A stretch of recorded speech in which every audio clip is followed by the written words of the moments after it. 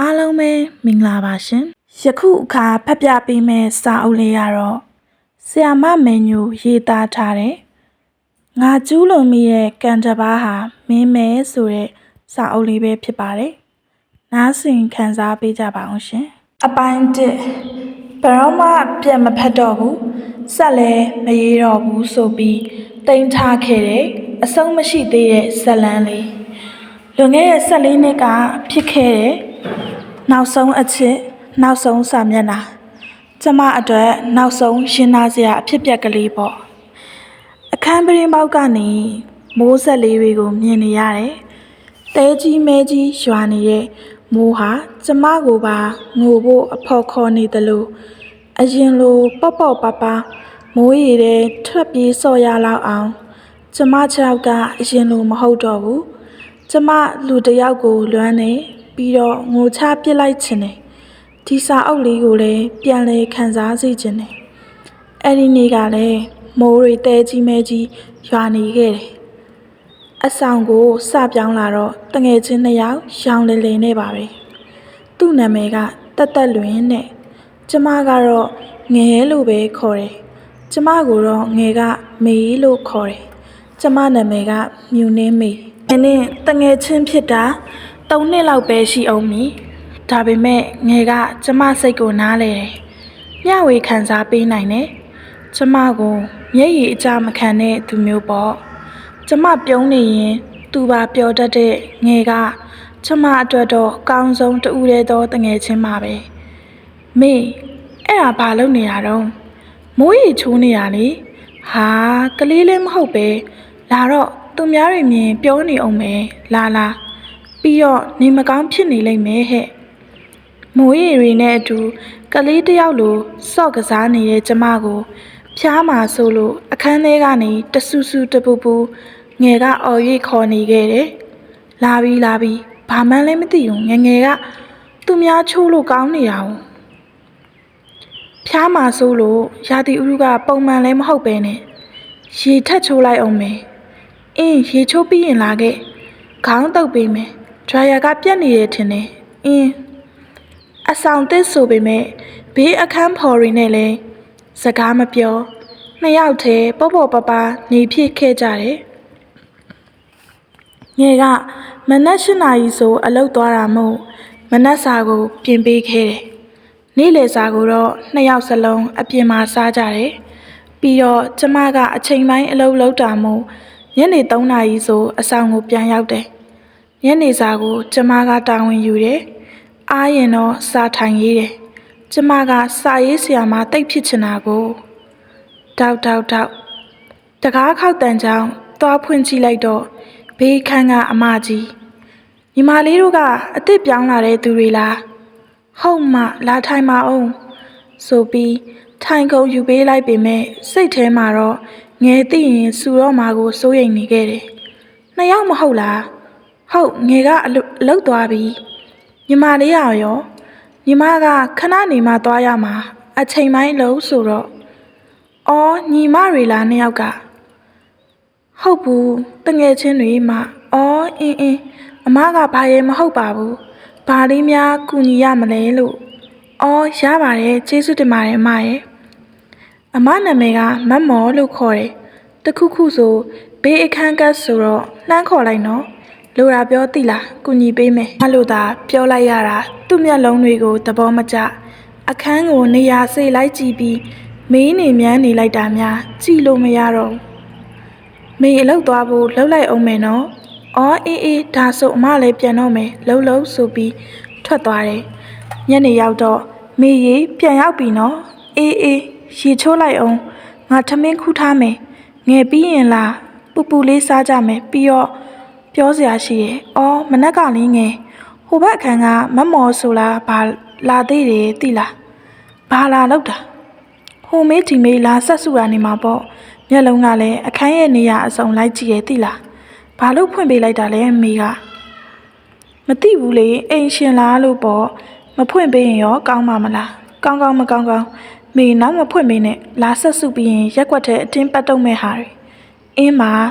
ငယ်ကတမ်းမာတယ်ရက်ဆက်တယ်ရိုင်းဆိုင်တယ်လို့ထင်ရတယ် လူများကလည်းသူ့ကိုဒီလိုပဲပြောကြတယ်ကျမကတော့ငဲစိတ်နဲ့ငဲနှလုံးသားကိုတိပြီးသားမို့ဘသူတွေဘလို့ပဲပြောငဲဘေးမှာပဲနေတယ်ငဲကိုပဲချစ်တယ်ငဲမှာကျမတိတ်တဘောကြတဲ့ပချိုင်လေးတစ်ဖက်လေးရှိတယ်ငဲကပုပုလေးကျမကအရက်ရှိရှိပြီးတော့ငဲကဖြူဖြူကျမကဖြင့်အသားညိုညိုသပင်ရှိရှိငဲကဂုတ်ဝဲလေးစန့်ကျင်ဘက်တွေနဲ့ဆိုပေမဲ့လည်းတိုင်ပင်ရပြောဆိုရလွယ်တယ်နားလေဖို့ရနှစ်ခါမပြောရဘူးဒီလိုပါပဲမျိုးမတူတဲ့စန့်ကျင်ဘက်တောင်လိုက်တွေဟာပိုပြီးဆွဲငင်ကြတယ်မဟုတ်လားရှည်မိုးချိုးစားတောက်ပြီးကြတော့ပြောစရာရှိရဲဆိုဘာပြောမလို့လဲငယ်ဒီနေ့အလုပ်ထဲမှာဟာဆိုပြီးအစချီလိုက်ခါညအိတ်တဲ့အထိပါပဲသူလည်းဘယ်အချိန်အိပ်ပျော်သွားတယ်လဲမသိကျမလည်းဘယ်အချိန်အိပ်ပျော်သွားလဲမသိငယ်ကသူ့အလုပ်ထဲမှာအစင်မပြေတဲ့အကြောင်းအစကလေးသာတီးလိုက်သည်မေငါအလုပ်သွားပြီနော်ငဲခေါ်တန်းကြားမှပဲလက်နိုးသွားခဲ့တယ်ငယ်မနက်စာမုံရင်းကားဝယ်ထားတယ်ထမင်းနဲ့စားလိုက်နော်လက်ဖြန်ကြမှာမနက်စာကိုကောင်းကောင်းလုပ်ပေးတော့မယ်ဟုတ်ဂယုဆိုင်အောင်နော်ငယ်အော်မေးတော့မလို့မေလောက်သွားရင်လေဆိုင်ကို trial လေးဝင်ထားခဲ့ပေးပါလားအပြန်ကြမှာငယ်ဝင်ယူလိုက်မယ်အခုကဆိုင်မဖွင့်သေးလို့ဟုတ်ကားဂိတ်နောက်ကဆိုင်လေးသိတယ်မဟုတ်လားအင်းငယ်ထွက်သွားတာကိုဝရဏာကနေကြည့်ပြီးညကသူရင်ဖွင့်ခဲ့သမျှကိုပြန်တတိယမိရဲ့ငယ်ကတိတ်တနာဖို့ကောင်းတာပဲအဆောင်ရှိမှကားလမ်းရှိရဲ့ကားဂိတ်ကအဆောင်နဲ့မျက်စောင်းထိုးလောက်မှလေဝရဏာကနေငဲ့ကိုလှမ်းကြည့်နေမိရဲ့ငယ်ရက်နေတဲ့နောက်မှာလျှက်စစ်ပစ္စည်းဆိုင်ရှိရဲ့အဲ့ဒီဆိုင်ကသူ့များဆိုင်တွေနဲ့မတူဘူးမနက်10 နာရီကျမအလုပ်သွားချိန်လောက်မှဆိုင်ခင်းတာဘောစီးတွေထိုင်နေဆိုင်ထင်ပါရဲ့ကျမအဆောင်ကနေထွက်ပြီးဆိုရင်သူကျမနောက်ကစက်ဘိန်းနဲ့ပါလာတယ်ကျမကိုကြော်တက်ပြီးဆိုင်ခင်းတယ်တခါတလေတိုက်မိမလို့ဖြစ်တတ်သည်သူနဲ့ကျမကစကားမပြောဘူးပေမဲ့မြင်နေကြတွေ့နေကြဆိုတော့ရင်းနှီးတလူလိုတောင်ရှိရဲ့စူးလေကားကအရန်စောင့်ရတယ်တခါတလေအလုံးနောက်ကျသည့်အထိပါပဲကားဆောင်နေရတဲ့အချိန်တွေဆိုအမြဲလိုဆိုင်ခင်းနေတဲ့အဲ့ဒီလူကိုကြည့်နေမိတယ်သူ့ပုံစံကပစိုးတူတူနဲ့အသားကမဲသည်ကွန်းကလည်းစားသည်သူ့ဆိုင်ကနေကျမတို့အဆောင်ရှိထိကွန်းလာဝဲမြေပူလည်းအဆောင်မပါမိုးရွာလည်းအဆောင်မပါနဲ့သူ့စပိန်ပေါ်ကဆင်းရင်သူ့ပစိုးနောက်မှာအကွက်တစ်ကွက်စပိန်ကိုရေမတုပ်ဘူးထင်ပါတယ်နေ့တိုင်းသူ့ကိုကြည့်ပြီးပြုံးနေရတာလည်းအလုပ်တစ်ခုလိုပါပဲတခါတလေကျမကားပေါ်တက်တဲ့အထိသူဆိုင်လာမခင်းရင်ကျမလိုက်ရှာနေမိသေးတယ်9 နာရီကျော်သွားလို့အလုံးနောက်ကျမှဆိုပြီးပြတလဲဒရိုင်ယာယူကကားဂိတ်ကိုအပြေးလွှာထွက်လာခဲ့ဟဲဆိုင်လည်းမဖွင့်သေးဘူးအဆောင်ပေါ်ပြန်သွားထားရင်လည်းနောက်ကျနေအောင်မယ်ဆိုင်ရှိကချိတ်လေးမှာချိတ်ထားခဲ့လိုက်ပြီးဆိုင်ပုံမှာဖုန်းနံပါတ်ယူနေတော့စူးလေဟာကားကလည်းလာပြီလိုက်မယ်နေအောင်ကားပေါ်အပြေးတက်ခါကားပေါ်ရောက်မှပဲဟယ်လိုအကိုဒီနေ့ဆိုင်ဖွင့်မှာလားဟုတ်ကဲ့ခဏတွင်လာမှာပါအလုံးနောက်ကျနေလို့ဒရိုင်ယာကိုဆိုင်အဝမှာပဲချိတ်ထားခဲ့လိုက်တယ်ကြည့်ထားပေးနော်အပြန်ကျဝင်ယူမယ်ကိုအော်ဟုတ်ကဲ့အဲ့ဆိုဒါပဲနော်ဟုတ်သူ့အတန်မှာယောက်ျားတစ်ယောက်ရဲ့အတန်အရည်သွေးရှိရဲ့ရှင်းလင်းပြတ်သားတယ်ပြီးတော့နားထောင်လို့လည်းကောင်းတယ်အလုတ်ကအပြန်အကိုမနက်ကဒရိုင်ယာလေးတွေ့လားအင်းဘလောက်ကြလဲကြည့်အောင်မကြည့်ရသေးဘူးဟဲဘလောက်ကြမှာလဲခဏပါပဲထိုင်ခုံလေးဆွဲယူပေးတယ်ဘယ်လိုဖြစ်သွားတာလဲမသိဘူးဟင်အော်မိတကယ်မသိတာသုံးနေရင်ရက်သွားတာနေမှာအင်းဟုတ်ပြီကွန်းတမြုံနဲ့ပြောနေတဲ့ပုံကချစ်စရာတိတ်ကောင်းလွန်းတယ်ဖက်နှက်တောက်ကနာတာနဲ့ကျိုးဖြေပြီးခဏချွတ်ထားလိုက်မိရဲ့သူ့ဒရိုင်ယာကိုဖြုတ်ပြီးစမ်းနေတဲ့အချိန်ကျမသူ့ကိုငေးကြည့်မိသွားခဲ့တယ်သူ့မှာမျက်ဝန်းတွေညိုတွေရှိတယ်ပတိုင်မွေမုတ်စိတ်မွေတွေလည်းအများကြီးပဲနှုတ်ခမ်းတွေဟာကွန်ဆာထားတော့ရဲပြီးစိုနေတယ်စွတ်ကျဲအဖြူလေးဝတ်ထားတာမို့သူ့ရဲ့ရင်ဘက်ကနတ်မောင်လာတဲ့အမွှေးရှည်ကြီးတွေတောင်အထင်သာတွေ့နေရတယ်ရပြီညီမဟင်ရပြီလို့အော်ဟုတ် စမ်းပေးလိုက်မယ်နော်ပျော့ပျော့ဆူဆူဒရိုင်ယာကိုမီးပလက်ထိုးကသူ့ရဲ့စပင်တို့များကိုစမ်းပြနေတယ်ငေးကြည့်နေမိတာဘလောက်ကြာသွားလဲမသိညီမရှင်ရပြီနော်အော်ဟုတ်ဟိုဟာဘလောက်ကြာလဲရတယ်မပေးနဲ့တော့ဟာမဟုတ်တာရတယ်လို့အော်အဲ့ဒါဆိုလေပြီးရောကျေးဇူးနော်ဆိုပြီးဒရိုင်ယာကိုသူ့လက်ထဲကယူကလှည့်ထွက်လာခဲ့တယ်ဆိုင်ရှိရောက်မှခြေထောက်မှာဖနက်မပါမှန်းသတိထားမိပြီးဟီဖနက်နှညိုးထိုးပြလိုက်တော့ပြုံပြုံကြီးကြည့်နေပုံကအလွန်ပဲနှိမ့်လုံဖွဲကောင်းလာပြန်တယ်အကြည့်ချင်းစုံလိုက်ချိန်မှာရင်ထဲကအတန်တစ်ခုကြားလိုက်ရတယ်အင်းဟုတ်တယ်အဲ့ဒီအကြည့်အဲ့ဒီအပြုံကြောင့်ကျမရင်ခုန်တက်သွားခဲ့သွားလိုက်အောင်မယ်နော်သူခေါင်းသာညှိပြပြီးကျမရှက်သွားမှဆိုလို့ထင်တယ်ဘာမှဆက်မပြောပဲပြင်းစရာရှိတာဆက်ပြင်းနေတယ်ဖနက်ကိုကောက်ယူပြီးစီးတောင်မစီးပဲခြာကနေလှည့်ထွက်လာခဲ့လိုက်တယ်သူကျမကိုကြည့်နေမှလားရီနေမှလားလမ်းရဲ့အပူညနေနေကြရဲ့အပူလူရဲ့အကြည့်ကျမဘာမှမခံစားမိတော့မေငယ်ရောက်ပြီအေးရေချိုးလိုက်အောင်မေထမင်းခူးထားလိုက်နေမယ်ဟင်းမေပဲစားလိုက်တော့ငယ်အပြင်မှာစားလာတယ်သူဒီနေ့လာကြိုရလေဒါနဲ့ပဲတူတူစားလိုက်တာဖုံးဆက်မလို့ပဲငယ်ကကောင်းလေးရှိရဲ့သူ့ကောင်းလေးနဲ့တွေ့ရရက်တွေဆိုကျမနဲ့အတူထမင်းစားလေးမရှိဘူးအဲ့ခါကျရင်ကျမစိတ်မကောင်းဖြစ်မိရဲ့စိတ်မကောင်းမဖြစ်ပါနဲ့မေရဲ့လာပါငယ်စားနိုင်တဲ့လောက်ထပ်စားလိုက်မယ်နော်ထမင်းစားနေရင်ဒီညလာပြေးဆိုတော့ဝရဏာထွက်ထိုင်ကြမလားအေးရေးပြက်ဟာလောက်ပါဝရဏာကတယောက်တည်းဆိုတော့လေမထွက်ချင်ဘူးဟာအေးပါပြီးရောလေခဏပဲနော်ညနေရင်အေးမှာအင်းပါည9 နာရီလောက်မို့လို့လားမသိဘူးဝရဏာမှာငယ်နဲ့ကျမပဲရှိတော့တယ်ငယ်ပိုဝလာတယ်ထင်တယ်သူ့ဘိုက်ခောက်ကလေးကအင်ဂျီနဲ့ဘောင်းမီကြားကအတင်းထိုးထွက်နေတော့တာပဲည9 နာရီကျော်ဆိုတော့ပတ်ဝန်းကျင်မှာအနှင်းငယ်တိတ်ဆိတ်လျက်လေနုအေးလေးတွေဟာကျမခန္ဓာကိုယ်ထဲသို့တိုးဝင်အိပ်စက်နေတယ်စကားတွေပြောနေကြရင်အမှတ်မထင်လှမ်းတွေးလိုက်ရတာတစ်ခုကြောင့်ငဲ့ဟမ်ဟိုမှာချစ်လို့မိကပိတ်လိုက်ဖွင့်လိုက်နေနော်အော်အဲ့ဒါလျှက်စစ်ဆိုင်လေမီးပြင်နေလို့ဖြစ်မှာပါတရေချောက်နေတာလားလို့ဟဲပေါက်ရှာရှာကျမကအလွန်တရေကြောက်တတ်တယ်ငယ်ကတရေချောက်ရင်တောင်ချောက်လို့ချောက်မှန်းမသိရဲ့သူကြောက်မနေပါနဲ့မေယာဟိုမှာလူ2 ယောက်တောင်ရှိနေတဲ့ဟာကိုဟမ်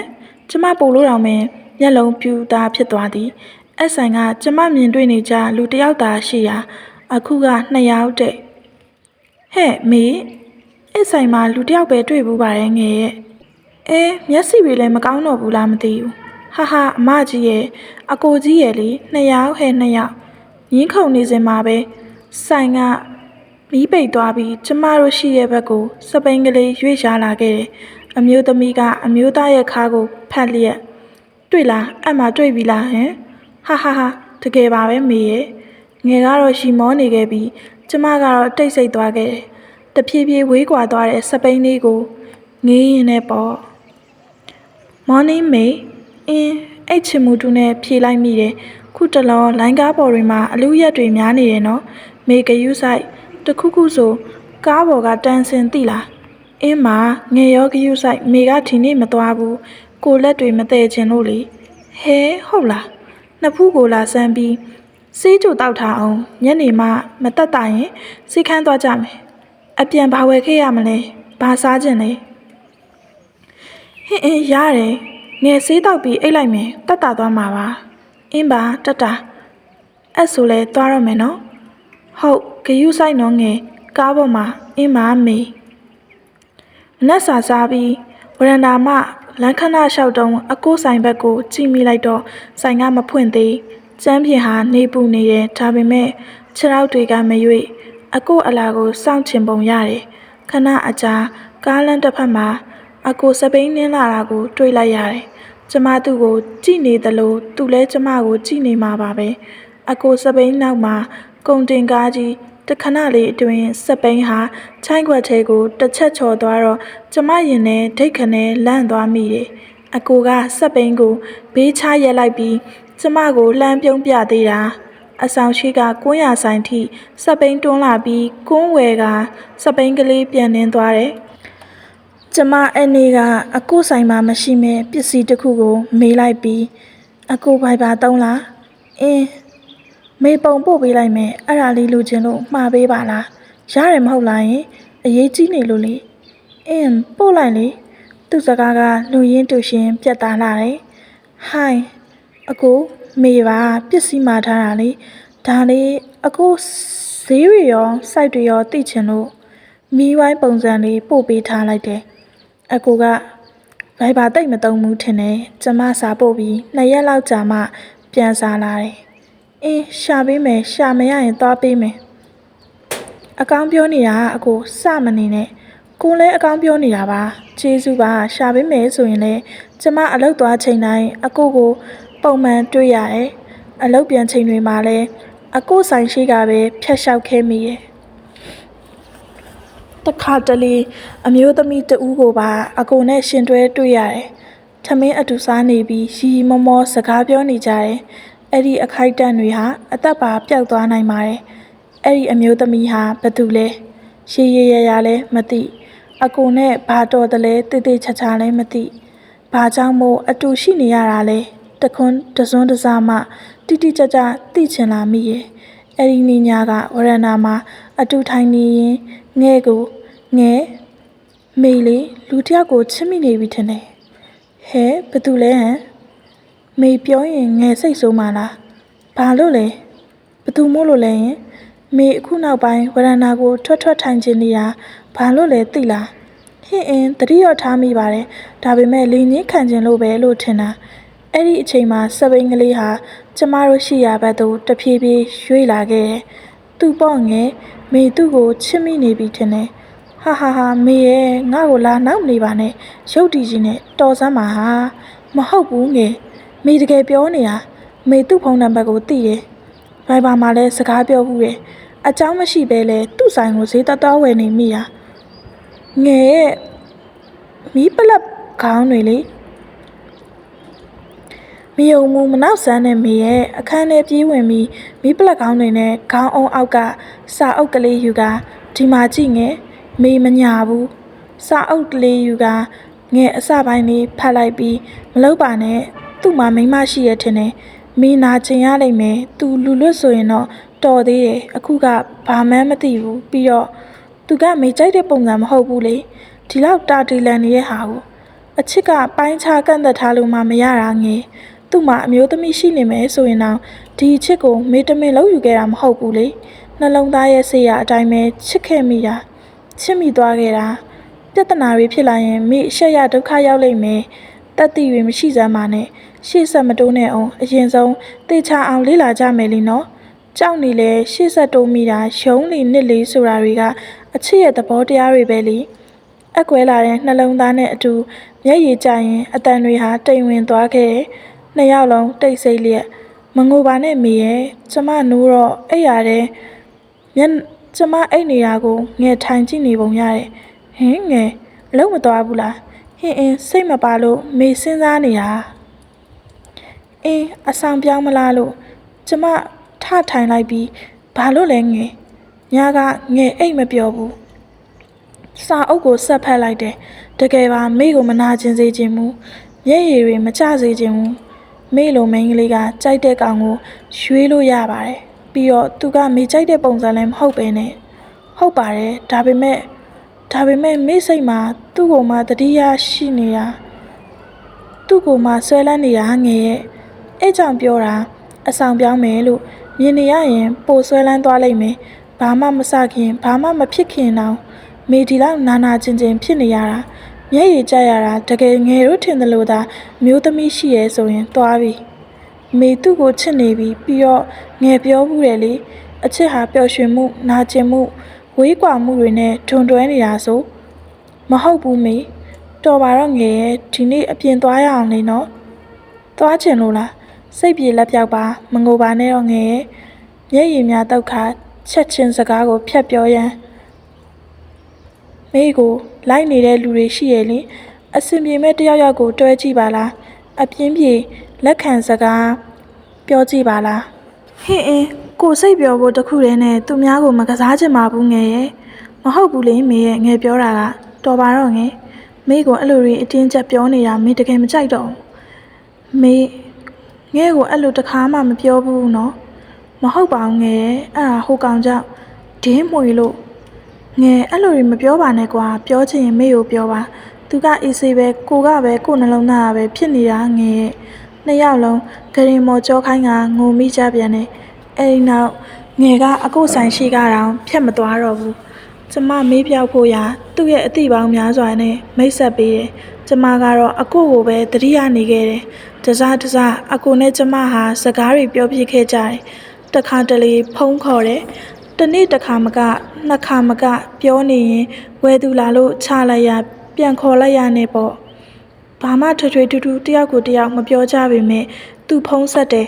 ကင်တယ်တခါတလေကျမဆက်တယ်တယောက်အကြောင်းတယောက်ပြောတယ်ဒီလောက်ပါပဲ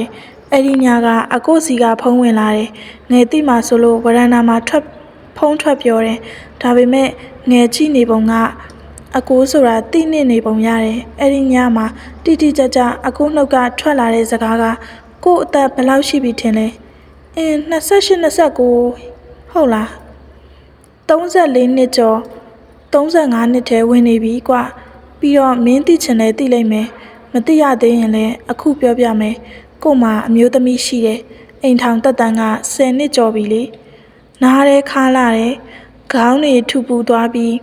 အကိုဘာဆက်ပြောနေတယ်လဲကျမမကြားရတော့ရှင်နဲ့မီးများထလောင်တော့မဲ့အလားငါမှားပြီဆိုတဲ့အုံနောက်ကသတိပေးတန်ရှင်ဘတ်ထဲကစုညံတန်များရောထွေးနေခဲ့တယ်ညရဲ့တိတ်တဆိတ်အေးဆက်မှုတွေကြောင့်ကျမရင်ထဲကအပူဒဏ်စုညံတန်တွေကိုလွှမ်းမိုးမသွားနိုင်ခဲ့နှုတ်ခမ်းကိုလက်နဲ့ပိတ်ခါမျက်ရည်များကျရင်အမောင်ထဲရှိုက်တန်တဲထွက်ပေါ်နေလေတယ်တညလုံးဝရန်နာမှာထိုင်နေခဲ့ပြီးမနက်4 နာရီမှာငဲ့အတွက်ထမင်းထုတ်ထားလုပ်ပြီးချိန်ဟင်အစောကြီးနိုးနေတာလားမေဟုတ်လို့လားမေရဲ့ညရဲကမအိတ်တာလားယင်မျက်ကွင်းနေလဲညိုလို့မဟုတ်ပါဘူးအိတ်ပါတယ်စိတ်ကူးပေါက်တာနဲ့ငဲ့အတွက်ထမင်းထုတ်ထားလုပ်ပေးနေတာမကျေးဇူးနော်မေငယ်ရေချိုးလိုက်အောင်မယ်ခဏနေတော့ဝရန်နာကဆောင်းကိုယူလာပြီးပြောတော့အိတ်တယ်ဆိုအဲ့မှာအိတ်လိုက်တာမေဟုတ်တယ်ဆိုဆောင်းယူပြီးအဲ့မှာပဲအိတ်လိုက်တာတရေကြောက်တဲ့သူကအဲ့မှာအိတ်တယ်ဘယ်တော့ကအဲ့လိုအိတ်ဖူးလို့လဲမညာပါနဲ့မေရဲ့မေအိတ်မရလို့ပါကွာမေရလဲကွာထားပါငယ်ရလာမနဲ့စာတော့အလုတ်သွားတဲ့အထိငယ်မျက်နှာမကောင်းနှုတ်လဲမဆက်9 နာရီလောက်ကြာကျမအလုတ်သွားဖို့ပြင်ဆင်ပြီးအိမ်ကအထွက်တတိကတ်ခဲ့တယ်အကိုကအမျိုးသမီးရှိရဲ့ဆိုပြီးတော့ပေါ့ကားဂိတ်မှာကားဆောင်ရင်တစ်ချက်အကိုကိုခိုးကြည့်နေမိပြန်တယ်အကိုလည်းကျမကိုကြည့်နေတာမို့အကြည့်ချင်းစုံသွားချချိန်မှာတောက်နေတဲ့ပိန်းတို့ဘူးကိုတောက်အောင်မလားဆိုတဲ့ပုံစံနဲ့ညှောက်ပြတော့ကျမကခေါင်းရမ်းပြလိုက်တယ်နေ့ရောညပါအုံနောက်နဲ့နှလုံးသားဟာအပြိုင်ဆုံးဖြတ်နေရပြီးတတိတရားထားလိုက်တယ်ပျက်စီးသွားလိုက်နဲ့ကျမဗျာများနေခဲ့ရတယ်အကိုအင်းလို့မထူးနဲ့ဗျာလို့ထူးအကိုဗျာမေတို့အခုလိုပြောနေဖို့မသင့်တော်ဘူးထင်တယ်နော်အကိုမျိုးသမီးမရှိဘူးလားမရှိရဲ့အချိန်ဆက်တာပေါ့ကွာအကိုဆိုင်ကနေမေကိုမြင်ရလားမြင်ရတယ်ကိုအမြဲလှမ်းကြည့်ရဲ့မင်းလည်းကိုကိုကြည့်မယ်လို့ကိုထင်တယ်မညာပါဘူးမေအလောက်ကအချိန်ပိုင်း10 နာရီကနေ3 နာရီထိပဲလေဆိုတော့ဝရန်နာမှာထိုင်နေရင်အကိုကိုမြင်နေရတယ်ဘာရဲမဟုတ်ဘူးထိုင်ကိုကြည့်နေဖြစ်တာဆိုပြီးပွင့်လင်းဝန်ခံလိုက်တယ်စကားပြောနေကြရင်အကိုကလွန်ခဲ့တဲ့10 နှစ်တုန်းကမင်းဘယ်ရောက်နေခဲ့တာလဲဒီစကားဟာသူ့ရင်ထဲမှာရှိတဲ့အရာတိုင်းကိုကျမစိတ်ထဲကိုရောက်အောင်ပို့ပေးနိုင်ခဲ့တယ်တခါတလေမင်းကိုတတိရတယ်ဒါပေမဲ့မင်းကိုနစ်နာပါစေထိခိုက်ပါစေဆိုတဲ့ရည်ရွယ်ချက်မရှိဘူးဘာကြောင့်ချိမိနေတာလဲဘာကြောင့်တတိယနေတာလဲကိုမသိဘူးအခုစကားလုံးအဆုံးမှာ2 ယောက်လုံးတိတ်ဆိတ်လို့အကူနဲ့မှဖုံးပြောတဲ့အချိန်တွေက ည12နာရီ1နာရီတခါတလေ2နာရီထိကျမကအိပ်ရေးမတ်တဲ့သူမို့ညဘက်အစောကြီးအိတ်တက်တယ်အကိုစီကစာဝင်တန်ကြားရင်တရေနိုလဲစိတ်မှာရှင်လန်းနေရောကျမရဲ့အိတ်ကောင်းတဲ့အချိန်တွေကိုအကိုအတန်နဲ့လဲခဲ့တယ်မေအပြစ်မအရန်အေးတဲ့အထဲဝင်ပြောပါလားရတယ်ငယ်ကဆောင်ယူပြီးကျမခန္ဓာကိုယ်ကိုပတ်ပေးသွားတယ်တလောကလုံးကိုမေ့ပြီးရှင်ထဲမှာကန့်ညိနေတဲ့လိပ်ပြပေါင်းများစွာဟာပြန်ဝဲနေတယ်ပေါ့ပါနေတယ်ပြီးတော့ပျော်ရွှင်နေတယ်အကိုအတန်ကိုကြားနေရတာနဲ့တင်ကျမကဘာဟာအရာရာပြည့်စုံနေခဲ့တယ်နှလုံးသားကသာအနာရခဲ့ပြီးဒီလိုနဲ့3ရက်4ရက်5ရက်6ရက်အကိုမှပြောစရာရှိလာရင်ကျမအမေရဲ့အဆုံးအချစ်ဆိုတာမပြောလဲသိနိုင်တဲ့ဒါပေမဲ့ကျမစကားမဆက်ခင်မှာပဲအကိုကကိုမင်းကိုချစ်တယ်တကယ်အရန်ချစ်တယ်မေအတန်ဟာအစောကထပ်ပိုတိုးသွားတယ်ဘာလို့တိုးတိုးလေးပြောလိုက်တာလဲအကိုအဲ့လိုတိုးပြောရင်ရှင်ထဲပိုရောက်တယ်တဲ့တစ်ချက်ပြုံးလိုက်မိတယ်ရှင်ထဲလဲနှွေးထွေးသွားတယ်ဒီစကားတွေဟာဖြူစင်ပါတယ်လို့ကိုပြောမထွက်ပါဘူးဒါပေမဲ့မင်းကိုမနာစင်စေချင်ဘူးဒါကိုတော့ယုံပါပြီးတော့မင်းချစ်မချစ်ကိုနှလုံးသားထဲမှာတော့မင်းကိုသိတဲ့အထိချစ်သွားမှာပဲဘလို့များပြောလိုက်တယ်လေအကိုရဲ့ချစ်တာပေါ့မေသိချစ်တာပေါ့ဒီချိန်မှာအချစ်ကိုချစ်တယ်လို့ကျမရိုးသားဆုံးဖွင့်ပြောခဲ့တယ်ဘာစည်းဘာပေါင်းနဲ့မှအချစ်ကိုမတိုင်းထွာခဲ့ဘာအမည်မှလည်းမတက်ခဲ့ဘူးကိုမင်းအပေါ်မတရားရာကြနေမလားဘာလို့လဲအကိုမင်းကိုဒီတိုင်းလေးပဲရှိစေချင်တယ်ကျမကပုံပွင့်လင်းလင်းပဲပြန်ပြောလိုက်တယ်ကိုတကယ်လည်းချစ်တယ်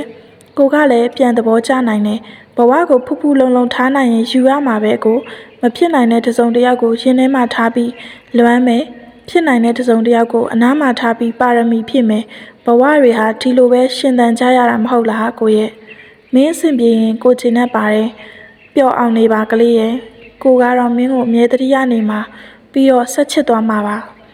အသက်ရှူတဲ့များရက်တက်နဲ့တိုင်အောင်မွန်းချက်ခဲ့ရတယ်မျက်ရည်တွေပါးရင်ပေါ်ကျဆင်းလာပြီးကျမသိလိုက်ရတယ်အချစ်ဆိုတာဤမျှလောက်နာကျင်ရ၏အဲဒီနေ့ကအကိုနီညိုရောင်လေးဝတ်ထားတယ်အကိုနဲ့တိတ်လိုက်တာပဲကိုဒီနေ့တငယ်ချင်းတွေအိမ်သွားအိမ်မှာလို့အကိုစီကစာဝန်ထားတယ်တောက်မယ်စားမယ်ပေါ့ဟုတ်တာပေါ့ဗျာဆိုင်သိမ်းပြီးကျမရှိကသူ့စပိန်ကလေးဖြတ်သွားတယ်ကျမကိုကြောခိုင်းပြီးတဖြည်းဖြည်းဝေးကွာသွားတယ်ပြီးတော့ပျောက်ကွယ်သွားတယ်တစ်ချက်ကလေးမှပြန်လဲမကြည့်ကိုရောက်ပြီးရှော့တောက်နော်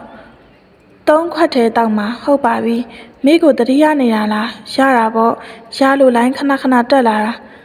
စောလဲအနားယုံအကိုဟုတ်ကဲ့ပါဖုန်းပြောချိန်တွေဟာညပိုင်းတွေမို့အကိုအားတဲ့အချိန်ကိုပဲစောင့်ရတယ်အဲ့ရေးလဲပြတ်တခါတလေဖုန်းတွေလွတ်ကြတဲ့အထိ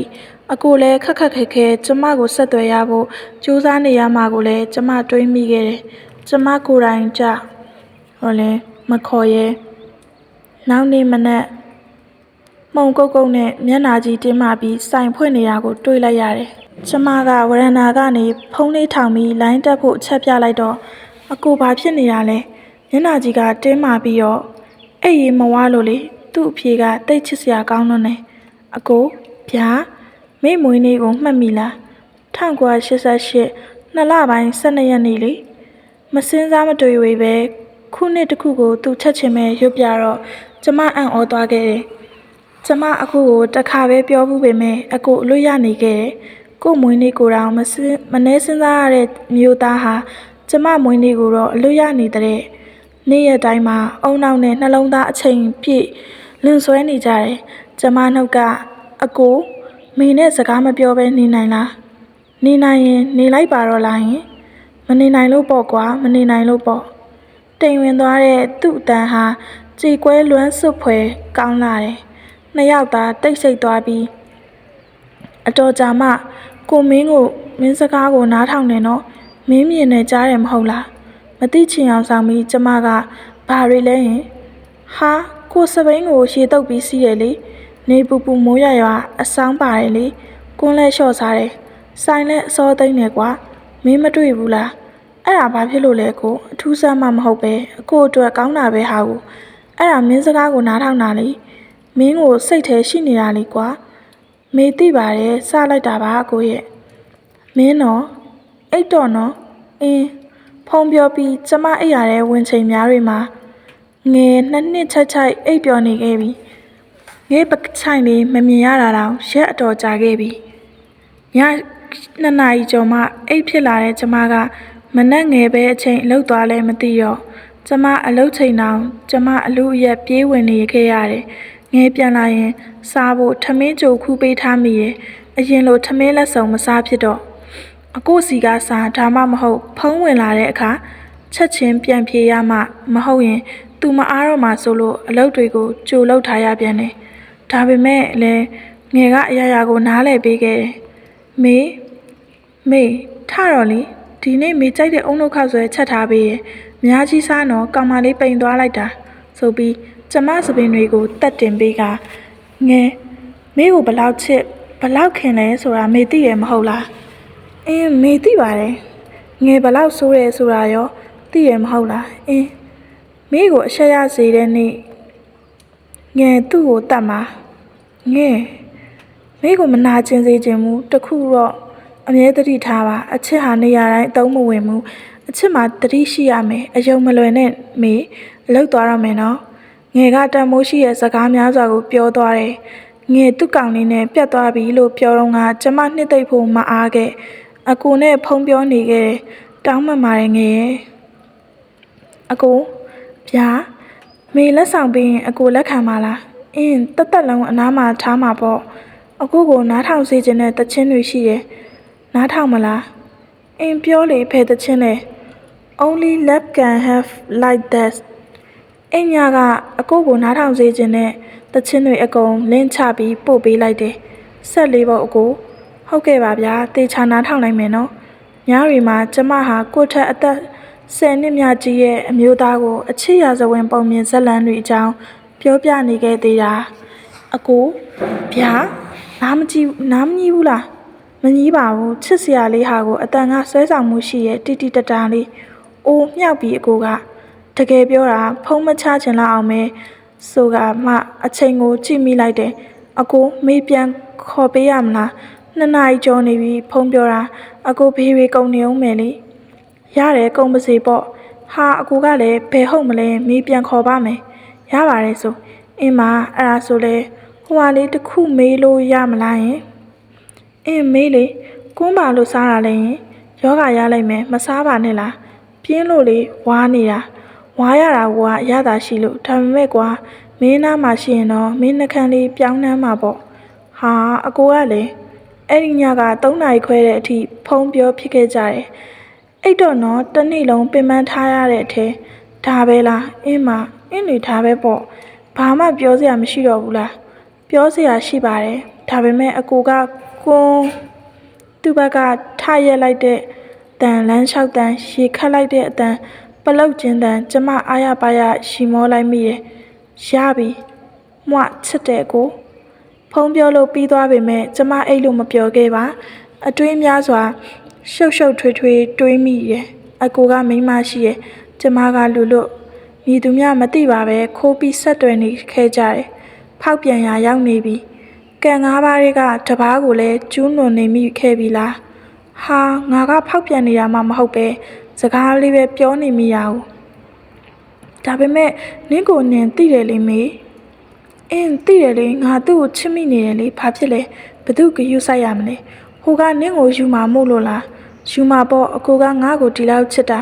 နင်ကရောယူမှာလားဘာတွေဖြစ်လာမလဲမတွေးတော့ဘူးလားဘာကိုမမောနေတာလဲဘာမှမမတ်မောပါဘူးငါချစ်မိနေလို့ပါဟာဒီနားကပတ်ဝန်းကျင်ကြီးတိတ်သွားရင်နင်တော့အဆက်ကွဲပြီးနင်တယ်မဟုတ်ဘူးငယ်ပါသူများတတွေးခွက်ထဲမှာတယောက်တည်းမေးခွန်းပေါင်းများစွာမေးရင်ဖြေရင်ငိုရင်ရှင်လဲစူးအောင်လာတယ်ဝရန်တာမှဝုန်းကနေပြစ်လဲသွားပြီးထိုင်ရက်သားဆက်ငိုနေမိပြန်တယ်ဟဲမေငယ်ပြေးထွက်လာပြီးထူပေးတယ်ဒါပေမဲ့မတ်တက်ရက်လိုက်ဖို့အားမရှိခဲ့အဆောင်ကတချို့ခန်းတွေမီးဖွင့်ပြီး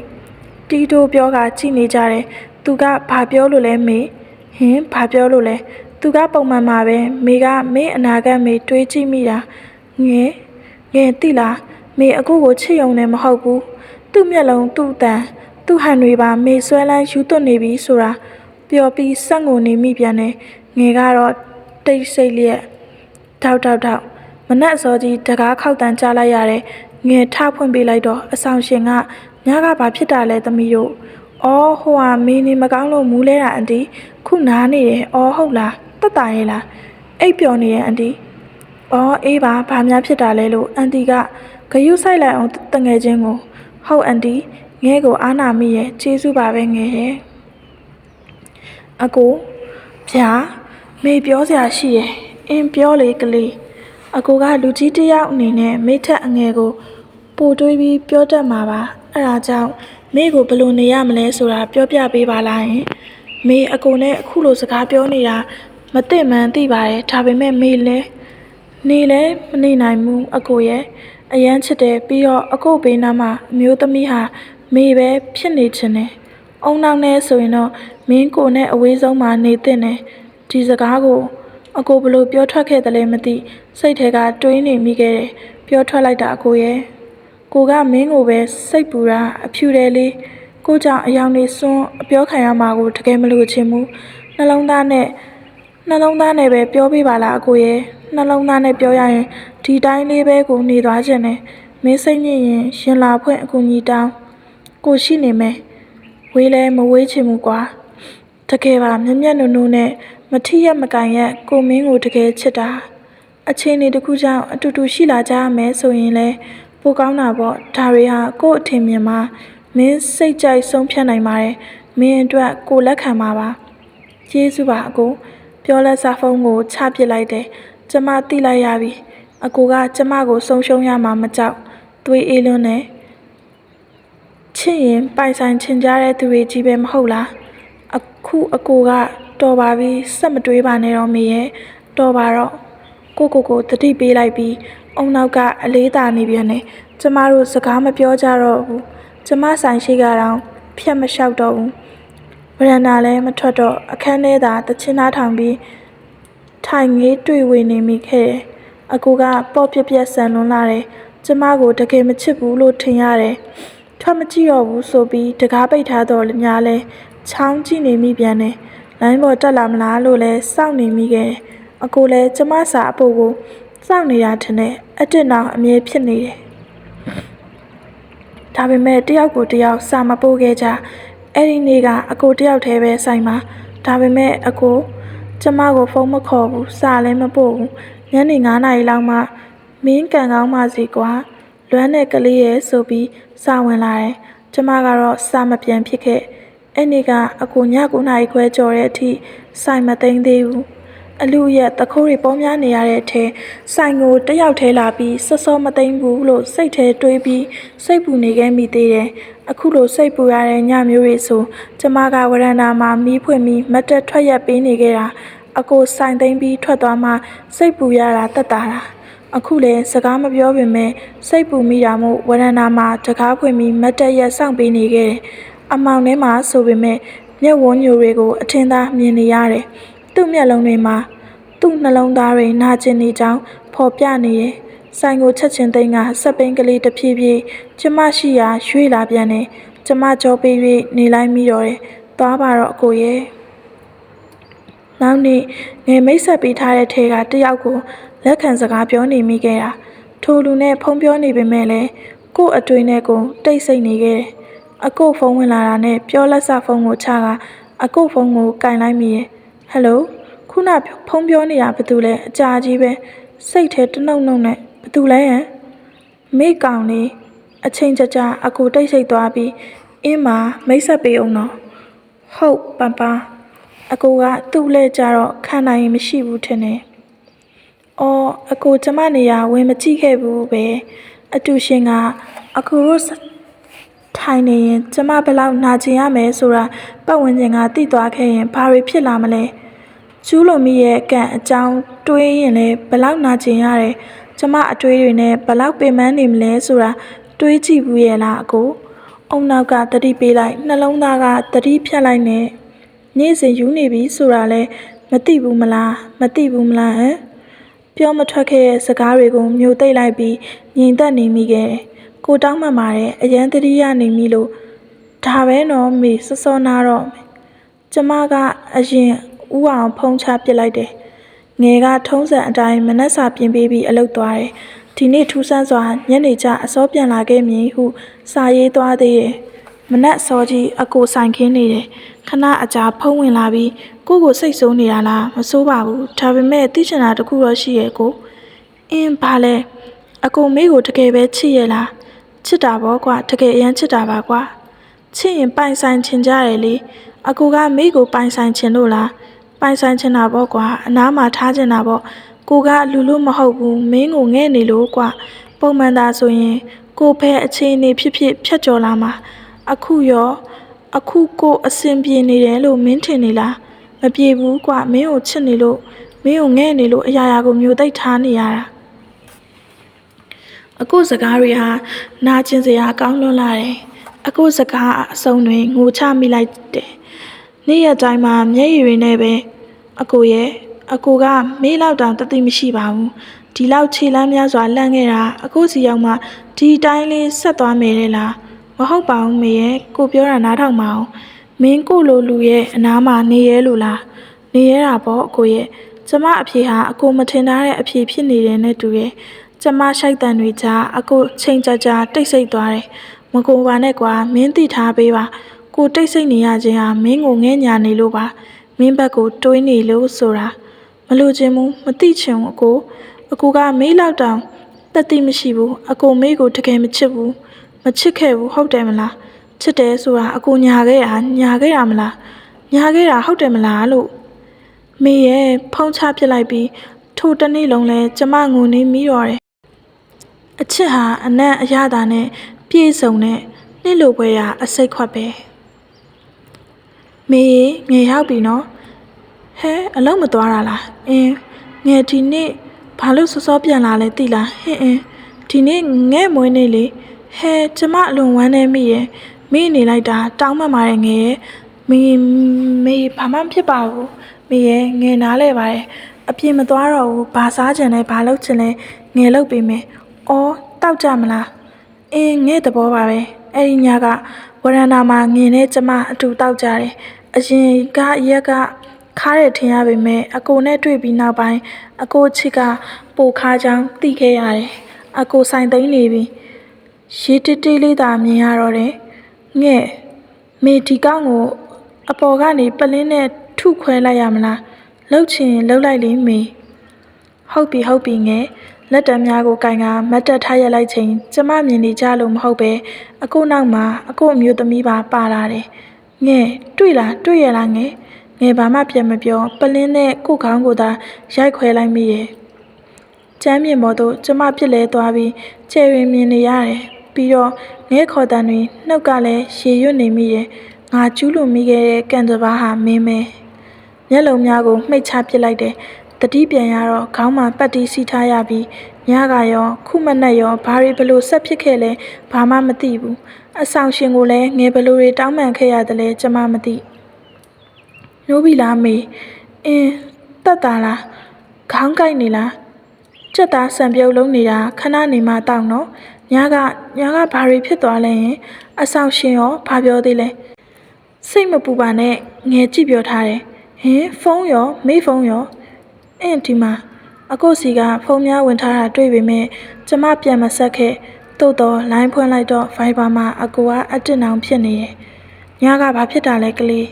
ကိုကောင်းကိုရိုက်ခွဲလိုက်တာကိုစာကိုချက်ချင်းဖတ်ပြီးအကိုစီကဖုန်းဝင်လာခဲ့တယ်ဟယ်လိုပြောပါမေကိုခရီးပေးကွာကိုနာကျင်အောင်မလုပ်ပါဘူးလို့မင်းနာကျင်ကိုနာကျင်ရတယ်လို့ပဲကွာအကိုနာကျင်မှာကြောက်လို့ပြောနေတာလားကျမနာကျင်မှာကြောက်လို့ပြောနေတာလားဆိုတာကျမဝေခွဲမရမင်းအတွက်မင်းပဲဖြစ်ဖြစ်ကိုစကားနားထောင်တာပဲဖြစ်ဖြစ်နောက်ကိုနာကျင်အောင်မလုပ်ဘူးလို့ခရီးပေးပါလားခရီးပေးပါတယ်မလုပ်တော့ပါဘူးအကိုဒါပေမဲ့အကိုကြောင့်နာကျင်ရရင်ရောကိုတောင်းမှမှာတယ်ကွာဘာကျမအရန်ဝမ်းနေမိရင်နာကျင်စရာကောင်းလိုက်တဲ့ဇက်လန်အစမှာကလေးကနာကျင်နေရတယ်ဒီလိုဇက်လန်မျိုးရှိပါအောင်မလားမနီးနိုင်ဘူးဆိုတာလည်းသိတယ်နာကျင်ရမှလည်းသိတယ်ဒါပေမဲ့နှလုံးသားတွေကကြိတ်မိတ်ပြီးချစ်ချင်နေသေးတယ်မုန်းလို့ရတယ်မေးလို့ရမယ်ဆိုရင်မေးတကယ်မုန်းလိုက်မေးလိုက်ချင်တယ်သိလားကို ဆက်မပြောပါနဲ့တော့ကွာမပြောပါနဲ့တော့ဒါဟာဇက်လန်မဟုတ်ဘူးလက်တွေ့ဘဝပါမေမင်းနာကျင်ရမယ်ဆိုတာကိုကြိုသိခဲ့ရင်ချစ်တယ်လို့ဖွင့်မပြောခဲ့ဘူးသိလားမေတို့တယောက်ကိုတယောက်တကယ်ချစ်ခဲ့ကြတာပဲမဟုတ်လားယင်ဘာလို့မေတို့ကြမှာဒီလိုတွေခံစားနေရတာလဲဘာလို့လဲအကိုရဲ့ဘာလို့လဲမငိုပါနဲ့ကွာဖြေပါဖြေစမ်းပါဘာကြောင့်မေအတွက်အချစ်ကနာကျင်နေရတာလဲဘာကြောင့်လဲမေဘာမှနေလဲဖြေပေးပါအကိုရဲ့ဖြေပေးပါကလေးတယောက်လုံးအော်ဟစ်ငိုယူပြောဆိုလိုက်မိရဲ့အဖြေမရှိဘူးထင်ပါရဲ့အကိုတိတ်ဆိတ်နေခဲ့ပြီးကျမငိုတန်တွေသာဖုံနဲ့ပြည့်နေခဲ့တယ်ကျမသိရဲ့အကိုလည်းငိုနေမယ်ဆိုတာအခုချိန်မှာအကိုတိတ်ဆိတ်ခြင်းဟာကျမငိုတန်တွေထပ်ပိုကျဲနေလေမလားအဲဒီနေ့ကမိုးရေအရန်ရွာနေခဲ့တာမြို့ထဲမှာကားလမ်းပေါ်ထိရေတွေတက်တယ်လို့သတင်းတွေကြားရတယ်မေငယ်အလုတ်သွားပြီးမနှက်စာပြင်ခဲ့တယ်မြမစနော်ဟုတ်ဂယုစိုက်ပါငယ်မေလည်းအပြင်သွားမှာပစ္စည်းဝယ်စရာရှိလို့နောက်ရက်မှသွားပါလားမေရေတွေကြီးနေတာမြို့ထဲမှာငယ်ဘာဝယ်လာခဲ့ရလဲဘာဝယ်မလို့လဲဟင်းမေဘာသာသွားလိုက်မယ်အင်းမှာဂယုစိုက်တက်တာနော်ကျမအချင်းကလှုပ်ချင်တာရှိရင်ဘလို့လူဘယ်အကြောင်းတရားကမှအဖြက်စီးမခံအပြက်မခံတတ်ရအောင်လှုပ်တတ်တဲ့ရေကြီးရဲ့နေမှာပဲကျမဟာမြန်မာဝတ်စုံကြီးဝတ်လျက်ဝတ်စုံနဲ့ကျမလိုက်တယ်ထင်တယ်အကိုဟာအကြည့်ကိုကျမစီကတစ်စက်ကလေးမှမလွဲအပြင်သွားမလို့လားဂယုဆိုင်နော်တက်အင်းနဲ့ကွာကိုကိုချစ်လားချစ်တာပေါ့ဒါဆိုပြုံးပြပါဇက်စစ်စစ်ပိတ်ခါပြုံးပြလိုက်ပြီးစနောက်ခါရှာလဲထုတ်ပြလိုက်တယ်ကားပေါ်ရောက်တဲ့အထိအကိုစာရီစက်တိုက်ပို့နေခဲ့ထီးယူသွားတယ်ဟုတ်လားကားပေါ်ဂယုဆိုင်နော်ထိုင်ခုံရလားရောက်ပြီလားစိတ်မချဖြစ်နေပြီးဖုန်းတွေလည်းခေါ်နေခဲ့ရေတွေကဒူးလောက်ထိတက်နေတာမို့အမြန်ဝယ်ချင်ပေမဲ့လည်းပစ္စည်းကရှာမတွေ့မိုးရေတွေလည်းရွှဲဆိုလျက်2 နာရီကျော်မှအိမ်ပြန်ရောက်ခဲ့ဘာသွားဝယ်တာလဲ for you ကိုအတွက်လားခဏနာအောင်မေပင်မလာလို့အဲ့ဒီနေ့ကသူ့ဆိုင်ဘဲအချိန်တိန်းသွားလဲတောင်မသိအစောကြီးအိပ်ပျော်သွားခဲ့တယ်ည7 နာရီလောက်သူ့စီကအိပ်ပြီလားလို့စာဝင်လာမှလန့်လို့သွားလာခဲ့ပြီးငယ်နှုံးမှဆိုလို့အတန်ကိုပိတ်ပစ်လိုက်တယ်မင်းဒီနေ့အရန်လာတယ်ဘာတူလဲကိုသမီးလေးကိုပြောတာပါမင်းကဘာမနာလို့ဖြစ်အိုးဖြစ်မှဖြစ်ရမနာလို့စရာဘာကြောင်းရှိလို့လဲမနက်ကရှာထုတ်ပြသွားတာလေအနားမှာရှိရင်ဆွဲနှမ်းပစ်လိုက်မှာစတာလေးကိုချစ်လို့ပေါ့ကွာချစ်တယ်မင်းကလေးရဲ့လွန်ခဲ့တဲ့10 နှစ်ကမင်းဘယ်ရောက်နေခဲ့ရလဲကွာကျမကိုထပ်နာကျင်စေခဲ့ပြန်ပြီမင်းကိုစာပို့ချင်လို့ကိုစောင့်နေတာအမျိုးသမီးရောရှိရဲ့သူကအခန်းထဲမှာအိတ်နေတယ်ကိုကအပြင်မှာစာရီဖြတ်ရလားဖြတ်ပါတယ်နားတော့ဒါပဲနော်ကိုမနဲ့စောလာခဲ့မယ်ဟုတ်တက်တာမနက်1 နာရီ 21 မိနစ်မှာဖုန်းတစ်ခါဝင်နေကျသွားတယ်နောက်မနက်2 နာရီ 33 မိနစ်မှာဖုန်းထွက်ဝင်လာတယ်ကျမစိတ်ထဲခုနေတာနဲ့ကင်ပြီးမှဘာမှမပြောဘဲပြန်ချလိုက်မိတယ်နောက်ဆုံးမနက်2 နာရီ 40 မိနစ်မှာစာတစ်စောင်ဝင်လာတယ်မိမကမင်းနေတယ်ဘသူတွေလဲတဲ့အဲ့ဒီစာကိုမြင်ပြီးချိန်မှာကျမရင်ထဲကပြန်ဝဲနေတဲ့လိပ်ပြာပေါင်း1000မကဟာကျမခန္ဓာကိုယ်ကိုပြန်ကပ်လာခဲ့တယ်အကိုဟာမိမရှိရဲ့အခုသိသွားပြီဒီစာဟာအကိုပို့တာမဖြစ်နိုင်ဘူးအကိုဟာအစောကနှုတ်ဆက်သွားခဲ့ပြီးအိုးမနှက်ကြငါ့ကိုရန်လာတွေ့ကြလိုက်မယ်ငယ်နဲ့ပြဿနာတက်တော့မှာပဲအဆောင်ပြောင်းရမှာဟုတ်တယ်ဆိုတဲ့အတွေ့နဲ့ပစ္စည်းတွေထသိမ်းနေမိပြန်တယ်ငါဘာတွေလုံးမိခဲ့ပါလဲအကိုရောစာရီဖြတ်မိရဲ့လားတွေ့သွားပြီလားသူတို့တွေရန်ဖြစ်နေကြလားမသိဘူးအကိုစင်မပြေရဲ့လားသွေးတန်းဖြစ်နေချိန်မှာတော့အကိုကိုတွေးပြီးစိတ်ပူနေခဲ့မိရဲ့တညလုံးအိတ်လို့မရမနှက်ပြန်ဘာဖြစ်မလဲလို့တွေးကငိုယုံနေမိရဲ့မနက်6 နာရီမှကျမခဏမငြိမ်လို့ငင်နိုးလာတယ်ငဲသူတိသွားပြီထင်တယ်ငဲဘသူလဲမေဘသူလဲရင်အကိုမျိုးသမီးလေးသူကဒေါသတကြီးနဲ့ပြောရင်အကိုပို့ပြီးအဆက်ရနာကျင်ရလိမ့်မယ်ငဲမေအဲ့လိုအကိုကိုမနာကျင်စေချင်ဘူးငဲရဲ့လောက်ပါအောင်မေတတိလေးပါလေးထားပါအောင်မေရဲ့ငဲအတန်တွေလဲငိုတန်းပါနေခဲ့တယ်နောက်တနေ့မနက်12 နာရီထိအကိုဆိုင်လာမခင်ပို့ပြီးစိတ်ပူခဲ့ရတယ်အကိုစင်မပြေရလားမသိဘူးမိမနဲ့ရန်ဖြစ်ကွဲပြဲထိုးကျိတ်မှုတွေဖြစ်နေပြီလားအဲ့လိုဖြစ်နေပြီလားမသိဘူးနော်ငယ်ရောကျမရောအကိုဆိုင်ခင်းမဲ့အချိန်တွေကိုစောင့်နေခဲ့ကြတယ်ဝရဏာမှာထလိုက်ထိုင်လိုက် ထွက်ချိနေတဲ့ကျမကိုငယ်ကလက်ကိုလာကိုင်ပြီးပင်ပန်းနေပါပြီမေရဲ့ဘာစကားမှမပြောဖြစ်ခဲ့အဲ့ဒီတစ်နေ့လုံးအကိုဆိုင်လာမခင်းအရှင်ဖျားတပည့်တော်မဟာအဲ့ဒီအမျိုးသားကိုချစ်တဲ့စိတ်တစ်ခုတည်းနဲ့နှလုံးသားဆရာကိုလိုက်ခဲ့မိပါတယ်ဖျားတဦးတယောက်နာကျင်သွားပါစေပျက်စီးသွားပါစေဆိုတဲ့ရည်ရွယ်ချက်မျိုးမရှိခဲ့ပါဘူးဤသစ္စာမှန်ကန်ခဲ့ပါကအကိုတို့ပြန်လဲအဆင်ပြေပါစေဖျားမျက်ရည်တွေနဲ့ဖျားခြေထူထောက်သစ္စာစုံနေမိခဲ့တဲ့နောက်တစ်နေ့ညနေ3 နာရီထိဆိုင်ရမဖွင့်သေးဒါဆိုသေချာနေပါပြီအကိုတို့တခုခုဖြစ်နေကြရောပေါ့နှစ်ရက်တောင်ဆိုင်လာမခင်းတာသူတို့လာတဲ့နေ့ကျသေချာပေါက်ပြဿနာတက်ကြရတော့မယ်ငါကြောင့်အကိုရောငယ်ပါအဆက်တကွဲကျိုးနေနာကျင်ခံစားရတော့မယ်ငယ်မေတို့ပြောင်းရအောင်အခုပြောင်းရအောင်ငယ်နော်မရဘူးလေမေဒီတလားတော့စောင့်ရမှာပဲမေကြောက်နေရဲ့ငယ်မေကြောင့်ပြဿနာမဖြစ်စေချင်ဘူးဘယ်လိုလုပ်ရမလဲငယ်မေတယောက်တည်းသွားရမလားငဲကိုလာမေးရင်မသိဘူးပြောလိုက်နော်မေနေအောင်အင်ကြီးထည့်လိုက်အောင်မယ်ဟင်းဒါဆိုသူတို့တွေကငဲကိုဝိုင်းပြောကြမှာပေါ့စိတ်ကိုငြင်းလေးထားပါမေယူသွားလိုက်မယ်သိလားဘာတွေဖြစ်လာတဲ့ပြဿနာအတူတူရင်ဆိုင်ကြမယ်ငဲတယောက်လုံးရှိရဲ့ဒါပေမဲ့စိတ်လေးခဏလောက်နားပေးလိုက်ပါအောင်နော်မဖြစ်နိုင်ဘူးဆိုတဲ့အခြေအနေတစ်ခုမှာငါခြေတလန်းတိုးရင်အကိုခြေတလန်းပြန်ဆုပ်တယ်အကိုဟာအဲ့ဒီလိုလူကြီးလူကောင်းပိတာလွန်းနေအဲ့ဒီနေ့ကနေသားတယ်7 နှစ်ကျော်မှအကိုဆိုင်လာခင်းတယ်အရင်လိုတယောက်တည်းမဟုတ်တော့ဘူးအမျိုးသမီးလည်းတခါတည်းပါလာတယ်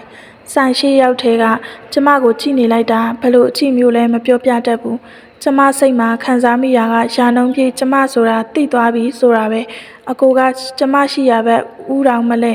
ကြည့်ပါအောင်ငယ်ရဲ့အကိုမေးဘက်တောင်မလဲဘူး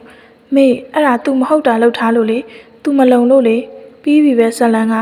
သူ့ဟာမကလည်းသိသွားလောက်ပြီဖြစ်လာခဲ့ရင်တော့ငယ်ရှင်းမယ်ဘာမှထပ်မဖြစ်လာဘူးဆိုရင်တော့မေငယ်ကိုဂရိပေးပါသွားမပတ်သက်ပါဘူးလို့အင်းမငယ်ရဲ့အရင်လိုကျမဝရဏာကိုမထွက်တော့ဘူးအဆောင်အပြင်ဈေးနဲ့အလုပ်လည်းမသွားတော့ဘူးအဆောင်ထဲသာအောင်းနေဖြစ်တော့တယ်မနက်စာအပြင်နေ့လယ်စာညစာကိုပါကျမအတွက်လုပ်ပေးရပြီးငယ်ကအရင်ထက်ပိုပင်ပန်းနေရှာတယ်အဆောင်ထဲလည်းအမြဲကျမတယောက်သာကြံခဲ့တယ်အကိုပြောပြလိုက်တာသိချနေပြီတတိထားမိသလောက်အမျိုးသမီးကကျမတို့အဆောင်ကိုသာအမြဲကြည့်နေတတ်တယ်မေးလိုက်မေးဒီကောင်ကိုငယ်လဲခံစားမိရဲ့အဲ့မိန်းမသိသွားပြီဆိုတာ तू ပြောပြစရာမလိုဘူးလေဟုတ်တယ်မဟုတ်လားငယ်ရဲ့ तू မတက်တာလို့ပဲပြောပြလိုက်ရတာဖြစ်မှာဒါမေကသူ့ဘက်ကအကောင်းမြင်နေတာကိုဘလို့ပဲပြောမေးဆိုတာပြောပြဖို့မသင့်တော်ဘူးလေဒါပေမဲ့ငယ်ရဲ့ तू ဘလို့တွေညှိယူရဘလို့တွေပြောလိုက်ရလဲမှမသိတာမေကိုရန်လာမတွေ့ဘူးလေငယ်တကယ်အံ့ဩမိတယ်သိလားအချစ်ဟာလူတွေကိုဒီလောက်တောင်ယူသွစေပါလားလို့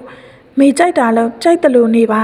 မိအနာမှာငယ်ရှိရဒါပေမဲ့အရေးလဲမပါဘာမှလည်းမဟုတ်တဲ့အကောင်အတွက်တော့ကိုမနှိပ်ဆက်စမ်းပါနဲ့မေရဲ့ချက်ထားတဲ့ဟာတွေလည်းမစားဘူးအိတ်လည်းမအိတ်ဘူးမေအိတ်ပါတယ်ငယ်